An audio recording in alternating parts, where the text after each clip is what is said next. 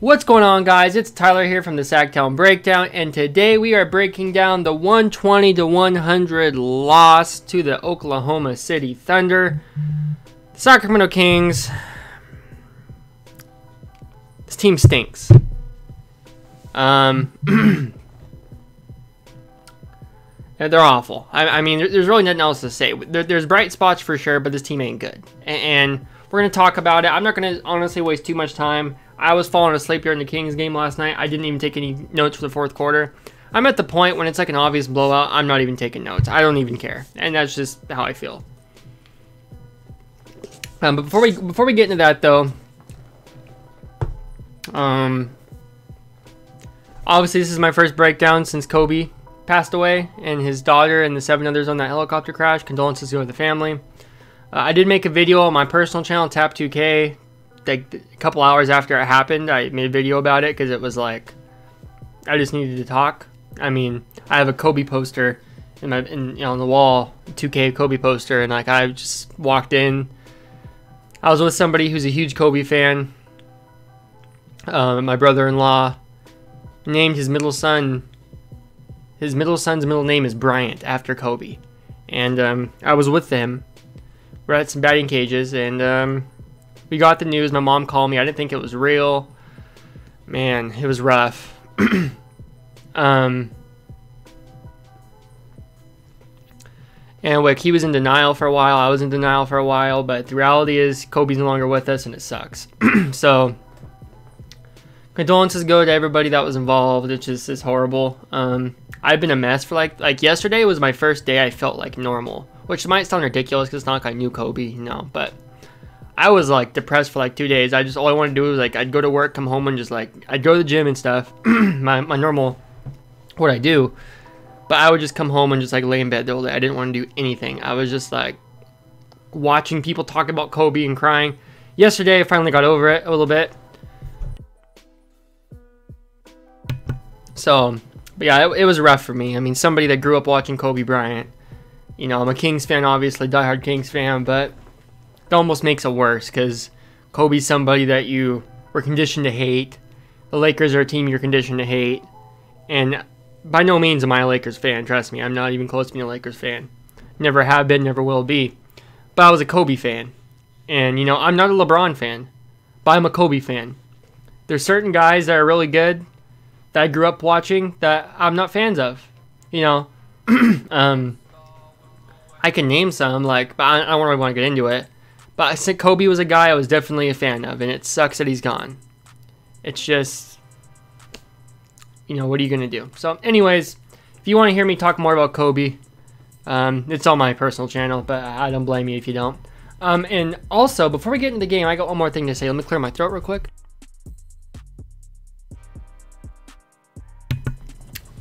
I was drinking some coffee. I got the coffee. Oh, my throat's all flimmed up from my coffee. For some reason, sometimes it just happens. And Lost Sheep did say in the chat, yep, 100% does. So it happens to him too. Wait, hold on. He just said, wait, so are you at the point of quitting being a Kings fan? No, I'll always be a Kings fan. But I'm just like, you know, at some point, it's like enough's enough with this BS. It sucks. And honestly, I've never done this before. But if it wasn't for the Sactown Breakdown, I would have quit watching Kings games this year. And I've never quit watching Kings games ever in my life.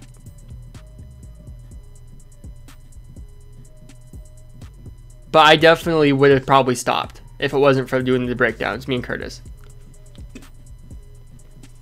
I'll tell you one thing, too. The games that Curtis covers, I'm not watching them. Like, so, I mean, you know, that's not true. I do watch some of the games that Curtis covers.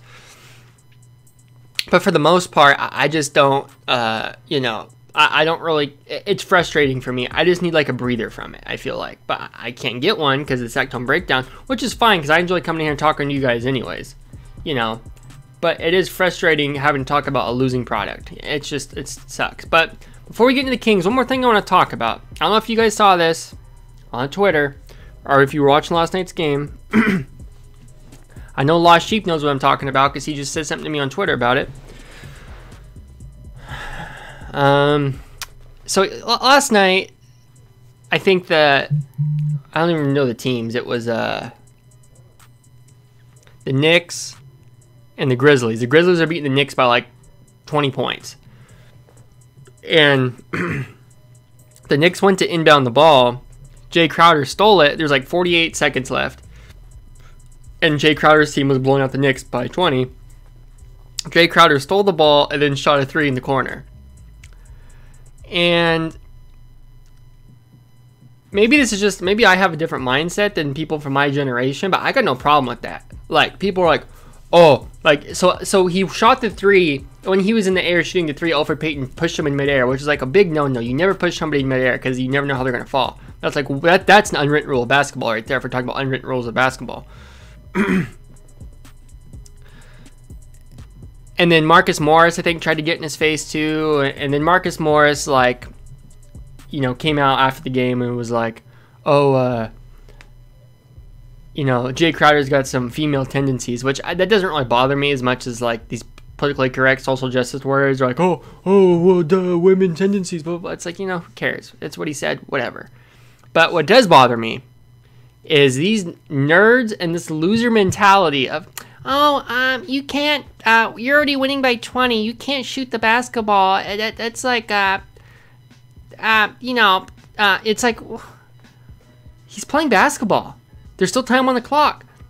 Honestly, one thing I can't stand in today's era of basketball is how players will dribble the ball down and just allow themselves or a teammate to get a turnover because they don't want to take a shot. So say the Kings are blowing out the Lakers by 20 points and there's, you know, 14 seconds on the shot clock and 16 seconds on the game clock. You know, De'Aaron Fox would stand there and just dribble the ball down and then just hold it and take the turnover instead of shooting it. And I just don't get that. Why? What's the point? I don't understand why we do that. There's time on the clock. There's a shot clock. You're supposed to shoot the ball before the shot clock runs out. Shoot the goddamn ball. So we got these, you know, all these like nerds that are like, it's an unwritten rule. You're not supposed to run the score up on people. It's like, who cares? Like, exactly, raw sheep. Yeah, that's stupid to shove someone with a few seconds left. If you're losing by 20 with seconds left, who cares? Yeah, who cares? I don't get it. It seems like it's something from my era, from like 20-something-year-olds that are all soft and sensitive. And then Marcus Morris goes out after the game and says, oh, Jay Crowder, that's a soft move by him to steal the ball and shoot the 3. Or actually, he said he didn't have a problem with the steal, but he was like, running the score up, that's soft. You know, that's a soft move. He has a soft game. And I'm thinking like, Marcus Morris is calling Jay Crowder soft because Jay Crowder wanted to play the game and Marcus Morris didn't want him to. In what world is that soft from Jay Crowder? That's soft from Marcus Morris. Unbelievable to me. Unbelievable that people actually think that's like the way basketball should be played. It disgusts me. Marcus Morris is getting paid millions of dollars to play basketball like that. That makes me sick. I'd never want that guy on my team. Or Elfrid Payton. Ball hugger nerds. Yes, I guess you could call them that. They're a bunch of ball huggers. Instead of tree huggers, they're ball huggers. Ball hugging nerds. I like that. So, that being said, that's just another reason why the NBA sucks in today's era. Because of things like that. You know, why doesn't Marcus Morris and Elfrid Payton play with that kind of intensity and play pissed off during the game? Maybe they wouldn't be getting blown out by 20 points instead of waiting until you lose and then getting all pissed. I don't know. It makes me sick. But we have a Kings game to talk about briefly because I don't have much to say about it. I was gonna actually cover the Kings Timberwolves game that Curtis uploaded last night, but Kobe's 60-point game was on and I was like a mess, and I was like, I gotta watch Kobe's game. I don't care about the Kings. They were losing anyway. Then they actually came back and won, and it was amazing. I did record it and watch it after the fact, but I had to watch Kobe's final game. And there were some people saying they couldn't do it yet. I had already been in a heap of tears anyways, and I was like, I just gotta watch it, and I need to watch it while it's on. I have to. So, anyways, I would have covered the Timberwolves game, but I didn't. But my boy Curtis got it. Okay, so I'm going to give my rundown of the Kings game here. Lost Sheep asked me to talk about the good of the Kings game. I'm going to have to talk about both, unfortunately, but I'll give my good and bad. So, Kings versus Thunder starts out. Bogdan misses his first shot. Shai Gilgeous-Alexander hits a 3. Bogey hits a 2. Fox drives and misses Bogey on the wing wide open. He drove and like tried to hit his floater, and like Bogdanovic was wide open in the wing. Like it would have been an easy 3, but I have noticed De'Aaron Fox, a good thing De'Aaron Fox does is he's getting better at, you know, playing the LeBron type game where he ISOs, drives straight in a straight line towards the basket, and then finds a way to pass to somebody there, here, there. He's getting very good at driving and kicking out, and it's something he's improving at, and I'm happy. But he did start 0 of 3 from the field. Bogdan with a long 2, it should have been a 3. Tolliver with a nice 3, and he just in general, like, Anthony Tolliver was kind of active in the first quarter, and he boxing out. I just like Tolliver. Tolliver's a good player. He's a good guy. He's a good veteran, and he's a decent player. Does nothing great, but he's a good shooter from 3 at times. Hasn't really been hitting him so far for the Kings, but I like Tolliver. Barnes with, Harrison Barnes was playing pretty aggressive and making some plays, which was nice. We definitely need to see that Harrison Barnes more. And Buddy hits a little mid-range shot, and that was it for the first quarter, really. Going into the second quarter here, Giles has a nice pass to Bazemore. Both teams were stinking on offense. They were terrible.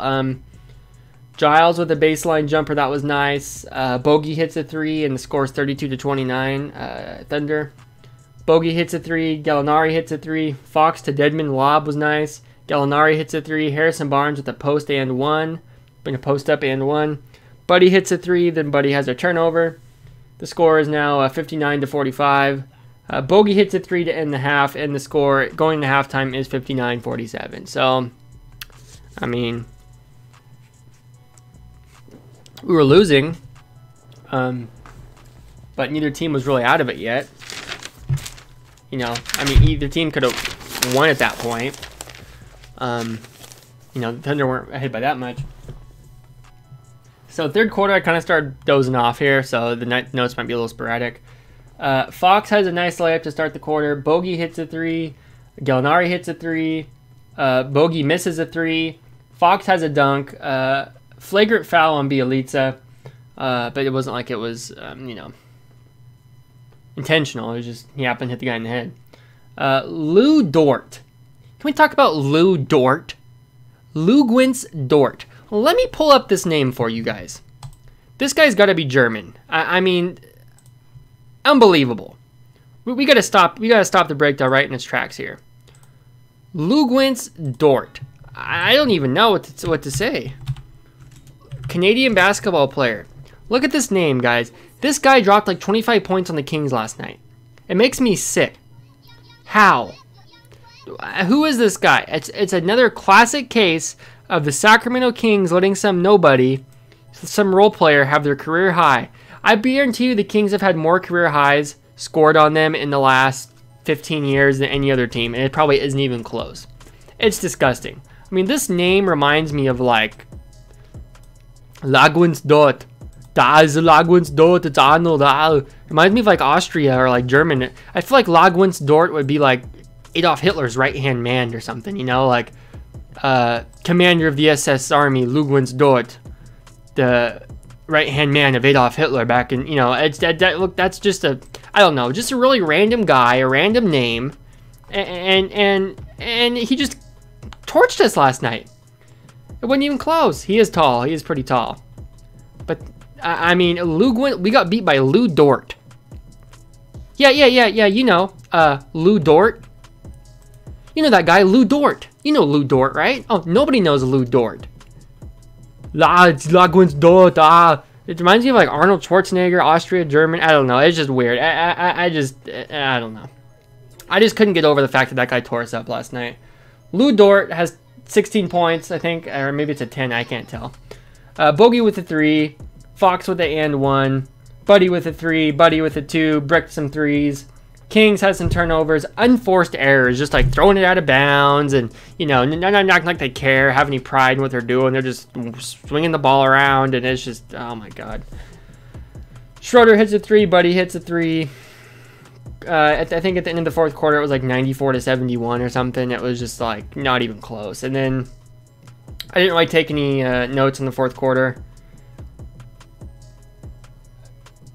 He's my brother's uncle's father's former roommate. No, you're lying. You ain't being serious. My brother's uncle's father's. Wait. What? He's my brother's uncle's father's former roommate. Not really. Just thought I'd make you laugh. I was trying to like. I was like, see, brother, uncle, father. I was like trying to piece it together. You know that Zach Galifianakis gif where he's just like staring off in the distance and there's numbers going everywhere? That's what I was trying to do. Anyways, we lost 120-100. And what's funny is I was actually, yeah, that's what it is, Spaceballs. That's exactly. I knew it sounded familiar too. So what's actually funny about the game last night is me and my dad started watching it about an hour late. That's why I was like dozing off. I'm trying to fix an RC car. I have an RC car that I've been playing with, or I've been trying to play with. I broke it on Christmas Day, the day I got it, and it took until yesterday to get the parts for it, to fix it. So I was trying to fix it last night. Didn't actually finish it. But point being is that's what I was doing, so I started the game late. Then I was like too tired to do the breakdown last night. But there was like a quarter left. It was like the third quarter, and the game was kind of still in reach. I happened to see the score of the game was 120-100. Literally right when I saw that, my dad turns over to me and he goes, God, he's like, it seems like the King. Actually, no, it was a 20-point game. So my dad turns over to me and goes, God, it seems like the Kings are always down by 20 points. I looked at him and I said, what did I say to him? I said, oh, do you want to guess what the final score of the game was? He goes, I saw it too, kind of. He goes, I just saw the Thunder had 120. And I was like, well, take a guess what the Kings have. And he like couldn't guess it. I'm like, 100, Dad. You just said it. 20 points. It's just disgusting. And it's funny too, before my dad even said that, I was also thinking the Kings are always down by 20 points. Here we go again. We're down by 20 points yet again. I'm just sick of us being down by 20 points all the time. It's annoying and it irritates me. And it pisses me off. And I'm sure it pisses off other Kings fans too. So anyways, let's check out the box score. Thank you for the help on the RC stuff, Lost Sheep. I will come to you if I need it. It's just, I just basically crashed my RC car, and there's a part in it, like the front gearbox, it broke. And I ordered my stuff from Banggood, which is obviously from China. And Banggood seems to always have their stuff on, like, back order. I don't know why. So it took forever for them to send it to me. So that's all.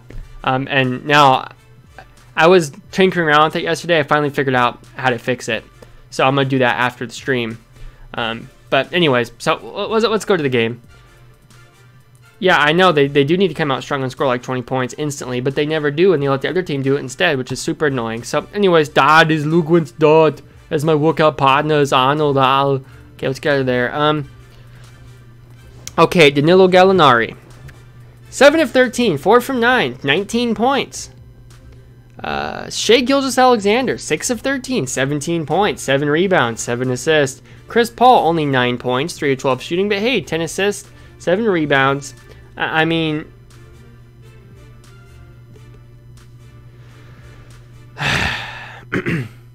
starting shooting guard, Lugwins Dort. I don't even know if I'm saying that name right.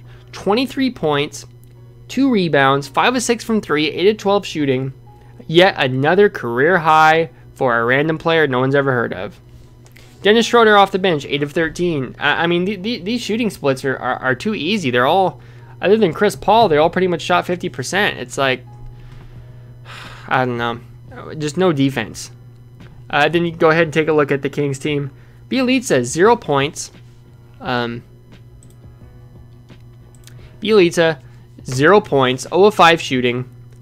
Harrison Barnes was 3 of 6, 8 points. He was real aggressive in the first quarter and pretty much didn't do nothing the rest of the game. Didn't do anything, I guess I should say. It'd be the correct way to put it. Dwayne Dedman, 6 points, 7 rebounds.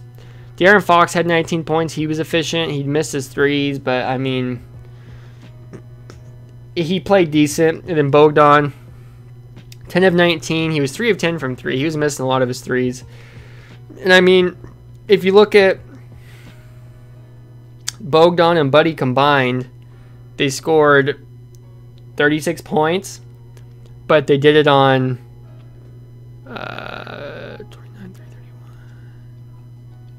15 of 31 shooting, which doesn't seem that bad. But if you consider they both shot 3 of 10 from 3, so they shot combined 6 of 20 from 3, which is awful. You know, it's like they need to figure it out.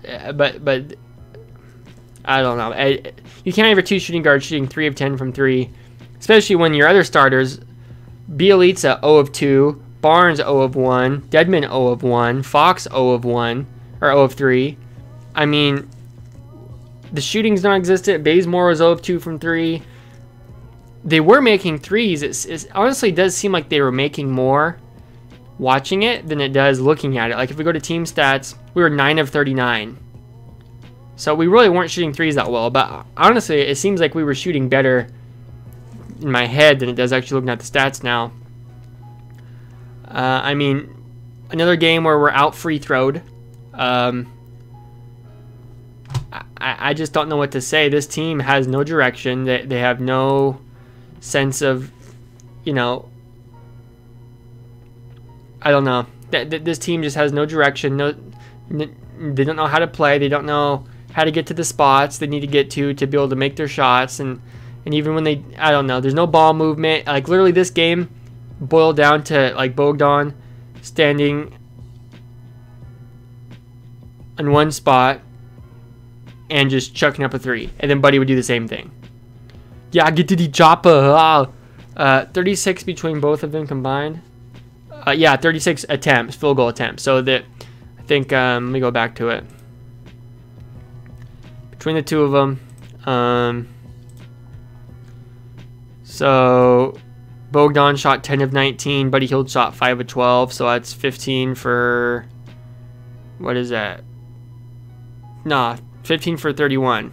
So that's what their shooting, you know, shooting split was. But I mean, 3 of 10 from 3, 6 of 20, you know, just from 3-point land, which is not good. That's awful. So anyways, yeah, I mean, there's really not much else to say here. I mean, seems like it's coach's fault now not getting the team hyped up. Yeah, that's what it seems like. Like I think honestly, I thought Luke Walton would have been a lot better of a coach than this. I thought he was smarter. He had more intelligence. He knew how to run the team. He doesn't. Luke Walton ain't good. And I, you know, I find it really hard to believe that it could be any of the players' faults, that they would play so good last year and so bad this year. To me, it's a Luke Walton thing. And I was somebody that wasn't trying to throw him under the bus. I'm not somebody that sits here and complains. You know, I don't do my whole show bashing Luke Walton because I just don't want to be somebody that blames Luke Walton for everything. But it seems like the team's playing worse under him. And, you know, even if he is doing all the right things and saying all the right things to the team and breaking down the film for him and stuff, like, and you know, he says that when he went on Grant Napier's radio show, he said, every day I watched so much film, hours of film, and Grant Napier said he watches hours of film on the plane, and he goes and shows them everything they do wrong. But something's not connecting here because they're not doing what they need to do to fix it. Either they don't respect his opinion, or he just doesn't know what he's talking about. I don't know what it is. But the team's just not good. And that's it. So I think I'm going to wrap it up there. Thank you guys so much for... What is that? Get out of here. Okay. So, who was that in that number 8 jersey? Did Buddy show up in a number 8 jersey last night? He did show up in a number 8 Lakers jersey.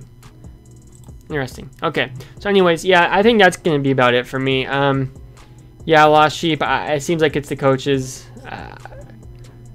That's how I would see it. That's how I see it. But, I mean, you know, what else is there really to say? I don't really have much else to say. So, that's it, guys. Thank you guys so much for tuning in to the Sacktown Breakdown. I wish I had more positive things to say, but I don't. Thank you, Lost Sheep, for coming in here and chatting with me. I always appreciate it. Thank you guys, everybody else on YouTube. Like the video, comment, subscribe if you're new to the Sacktown Breakdown. Thank you guys so much. Talk to you in the next one. Love you guys.